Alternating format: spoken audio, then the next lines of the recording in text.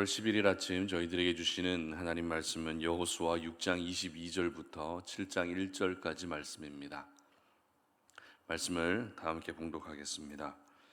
여호수아가 그 땅을 정탐한 두 사람에게 이르되 그 기생의 집에 들어가서 너희가 그 여인에게 맹세한 대로 그와 그에게 속한 모든 것을 이끌어내라 하매 정탐한 젊은이들이 들어가서 라합과 그의 부모와 그의 형제와 그에게 속한 모든 것을 이끌어내고 또 그의 친족도 다 이끌어내어 그들을 이스라엘의 진영 밖에 두고 무리가 그 성과 그 가운데 있는 모든 것을 불로 사르고 은금과 동철 기구는 여호와의 집 곳간에 두었더라.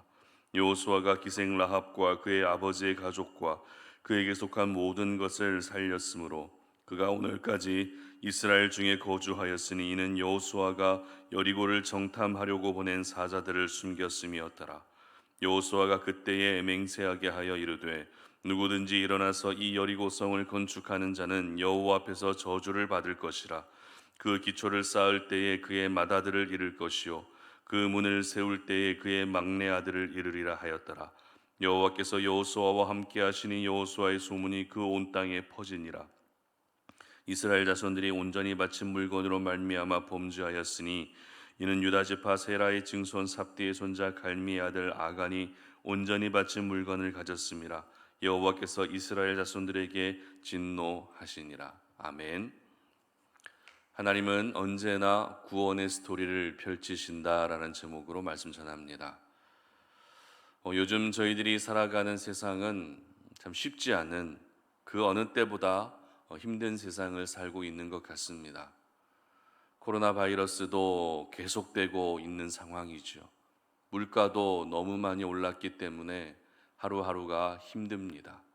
그리고 전혀 예상하지 못한 집중호우로 인해서 수많은 사람들이 피해를 입고 있는 그런 힘든 현실을 살아가고 있습니다. 이러한 삶 속에서 웃고 싶어도 도저히 웃음이 잘 나지가 않습니다. 행복이라는 단어도 나하고는 어울리지 않는 그런 단어인 것처럼 여겨집니다. 그러다 보니 살면서 어떤 소망을 발견한다는 것이 정말 어려운 이 시대를 저희들은 살아가고 있습니다. 하지만 또 한편으로는 아무리 힘든 세상이라 할지라도 정말 아무 빛도 없을까요? 아무리 힘든 세상을 내가 살아가고 있다 할지라도 정말 아무런 소망도 없는 것일까요? 절대 그렇지 않죠. 다만 우리의 마음과 생각이 가리워져서 그 소망을 잘 발견하지 못할 뿐, 고통이 따르고 또 힘든 세상이라 할지라도 그 가운데에도 분명 소망은 있습니다. 그렇기 때문에 하나님의 사람들은 비록 힘든 세상을 살아가고 있어도 그 가운데에서 소망을 발견할 수 있어야 됩니다. 아무리 어두운 세상이라 할지라도 그 가운데서 한 줄기 빛을 볼 수 있어야 한다는 것입니다. 그래야만 힘든 세상 속에서도 무너지지 않기 때문에 우리가 살아가고 있는 힘든 현실 속에서도 오늘 우리 모든 하나님의 사람들은 소망을 보고 또 빛을 볼 수 있는 그러한 은혜가 있었으면 좋겠습니다. 여호수아 6장 말씀은 가나안 땅의 첫 상대였던 여리고성이 어떻게 무너지고 있는지를 그렇게 기록하고 있습니다. 그리고 오늘 본문은 여리고에 대한 기록 중에 가장 마지막 부분에 해당되는 본문을 기록하고 있습니다. 이 여리고라고 하는 이 지역의 고고학적 기록을 보게 되면 직접적인 군사작전으로는 절대 무너뜨릴 수 없는 그런 지역이 바로 여리고성이었습니다. 여리고성은 가파른 경사지 정상에 위치하고 있었고 적들의 침입에 대비해서 성 밖으로는 4m 높이의 석조 장애물을 설치했다고 합니다. 그것도 본성의 중앙벽과 약 35도 각도의 경사지에 만들었기 때문에 이 여리고성에 접근하는 것은 자살행위나 마찬가지였습니다. 이러한 천혜의 요새로 알려진 곳이 바로 여리고였기 때문에 여리고는 그 안에 물도 풍부했을 뿐만 아니라 가나안 중부로 통하는 교통의 요충지이기도 했습니다. 그렇기 때문에 이스라엘 백성들은 반드시 이 여리고라는 산을 넘어야만, 이 관문을 통과해야만 하나님이 약속하신 가나안 땅을 얻을 수 있었던 것입니다. 그러나 이렇게 천혜의 요새로 알려진 여리고성이라 할지라도 하나님의 능력을 이길 수는 없었죠. 여리고는 하나님에 의해서 처참하게 무너지고 또 진멸되어 갔습니다.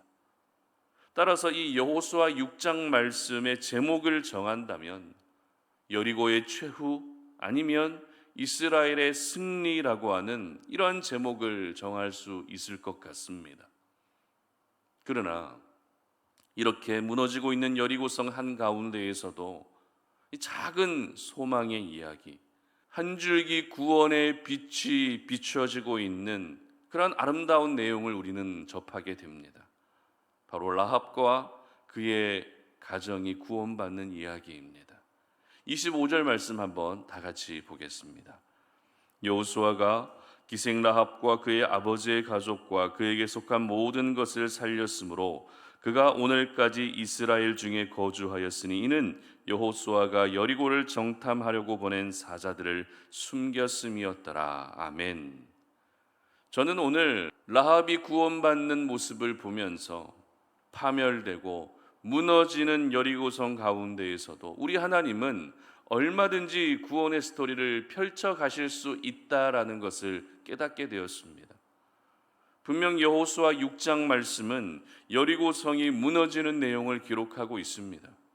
그러면 당연히 그곳에는 죽음과 고통만이 남겨지게 될 것이라고 생각할 수 있습니다. 하지만 죽음과 고통의 현장 가운데에서도 하나님의 구원의 스토리, 생명의 이야기가 계속 써내려가고 있었던 것입니다. 그렇습니다. 이것이 바로 우리 하나님의 일하심인 것입니다. 이것이 바로 우리 하나님의 위대하심인 것입니다. 우리 하나님은 완전한 절망 가운데에서도 소망의 빛을 비추시는 분이십니다. 하나님은 고통 가운데에서도 회복의 역사를 이루어 가신다는 것입니다.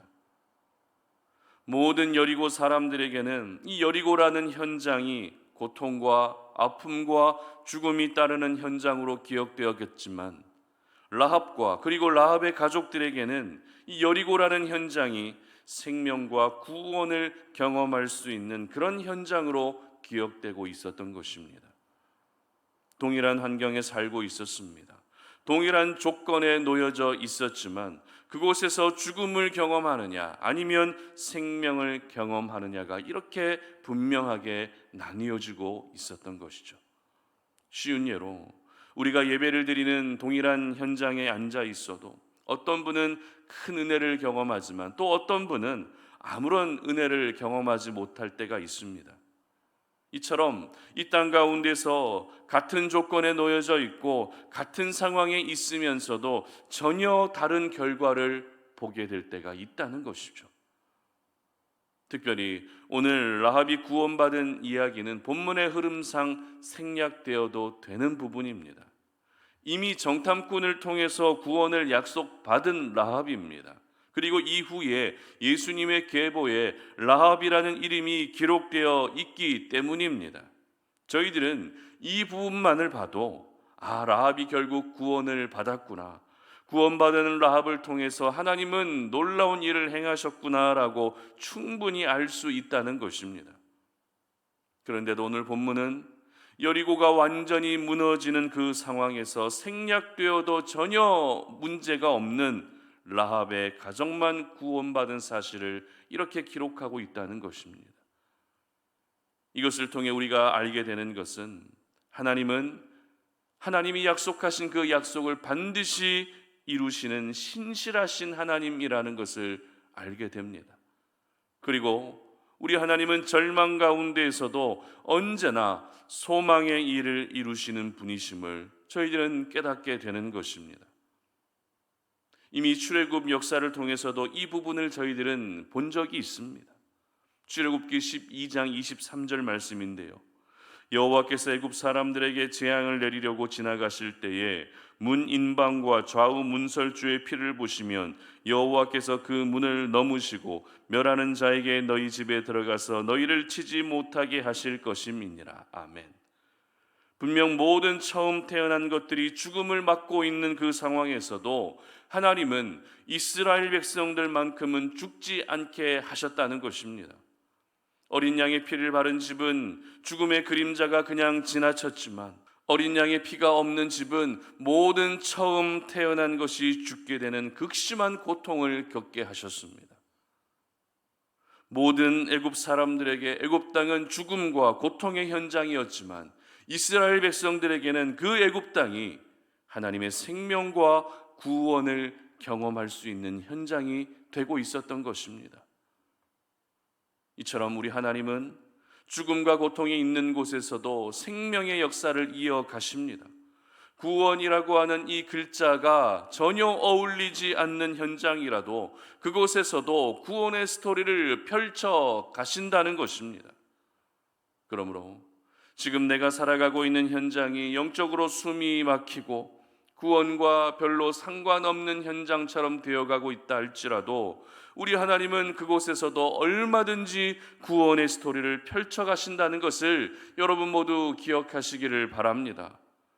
분명 물기가 전혀 없는 마른 땅인데도 불구하고 그곳에서도 풀 한 포기가 자라나는 것처럼 전혀 가망이 없는 우리의 삶이라 할지라도 전혀 소망이 보이지 않는 내 가정이라 할지라도 그곳에서도 반드시 구원이라고 하는 생명의 풀 한 포기가 자라나게 되는 것입니다. 그러므로 지금 여러분의 환경의 문제로 낙심하지 않으시기를 바랍니다.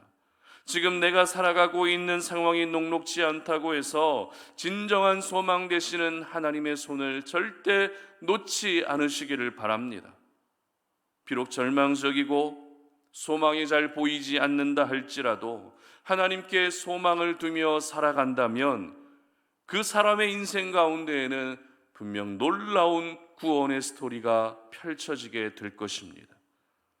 이사야 선지자는 하나님에 대해서 이렇게 기록하는데요. 이사야 41장 18절 말씀 제가 읽어드립니다. 내가 헐벗은 산에 강을 내며 골짜기 가운데에 샘이 나게 하며 광야가 못이 되게 하며 마른 땅이 샘 근원이 되게 할 것이며. 아멘. 그렇습니다. 하나님은 헐벗은 산에 강을 내십니다. 골짜기 가운데 샘을 내십니다. 광야가 못이 되게 하시고 마른 땅이 샘 근원이 되게 하시는 능치 못함이 없으신 전능하신 하나님이심을 여러분 모두 믿으시기를 바랍니다. 죽음과 고통의 흔적만 남게 된 여리고 땅 가운데에서도 구원의 이야기를 쓰셨던 하나님은 절망과 상처와 그리고 고통이 반복되고 있는 여러분들의 삶이라 할지라도 그 속에서 구원의 역사를 반드시 이루어 가실 것입니다. 서두에서 말씀드린 것처럼 우리의 삶은 정말 힘든 때를 살아가고 있습니다. 여러분, 이 시간을 살아가면서 이 시간을 보내시면서 나에게는 절망만 남아있구나 라고 생각하지 않으시기를 바랍니다. 그 절망과 고통의 현장 가운데에서도 반드시 우리 하나님은 구원의 놀라운 생명의 이야기를 써내려 가십니다. 바라기는 우리 송타 노륜의 모든 가족들은 하나님께서 허락하시는 이 구원의 역사, 이 생명의 역사, 회복의 역사, 전혀 소망이 보이지 않는 상황 속에서도 소망의 일을 이루어 가시는 하나님의 큰 은혜를 경험하시기를 주님의 이름으로 축복합니다. 함께 기도하겠습니다. 살아계신 아버지 하나님 감사합니다. 오늘 이 아침에 우리가 주의 말씀 앞에 우리의 모습을 다시 한번 돌아봅니다. 이 새벽 제단을 쌓으면서 정말 우리가 살아가고 있는 삶의 현장은 숨이 막히고 어려움이 계속되고 있는 현장이지만 그러나 그 가운데에서도 우리 하나님은 구원의 이야기를 항상 써내려 가신다는 사실을 기억합니다. 비록 죽음과 고통이 따르는 구원과 생명이 전혀 어울리지 않는 우리의 삶이라 할지라도 그 가운데에서도 우리 하나님은 반드시 구원의 이야기를 펼쳐가심을 우리는 믿습니다. 우리의 삶 가운데 오늘도 이 구원의 역사를 이루어 주시옵소서. 우리의 삶 가운데 생명의 역사를 이루어가 주시옵소서. 절망 가운데에서도 소망의 빛을 발견하며 나아갈 수 있는 우리 모든 송탄 오른의 가족들이 되게 하여 주시옵소서. 감사드리며 예수님의 이름으로 기도드립니다. 아멘.